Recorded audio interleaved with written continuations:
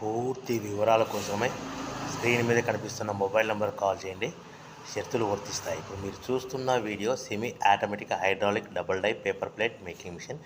ఈ మిషన్లో one side డైలో బఫే ప్లేట్ తయారు చేసుకోవచ్చు. ఇంకొక అనదర్ డైలో హోటల్ పార్సల్ కట్టే ప్లేట్లు కూడా తయారు చేసుకోవచ్చు. కానీ ఈ మిషన్లో ఎలాంటి టిఫిన్ ప్లేట్లని, డోనా కప్పులని, ప్రసాదం కప్పులని, టీ కప్పులని తయారు చేసుకోలేమని మీకు అందరికీ తెలియజేస్తున్నాను.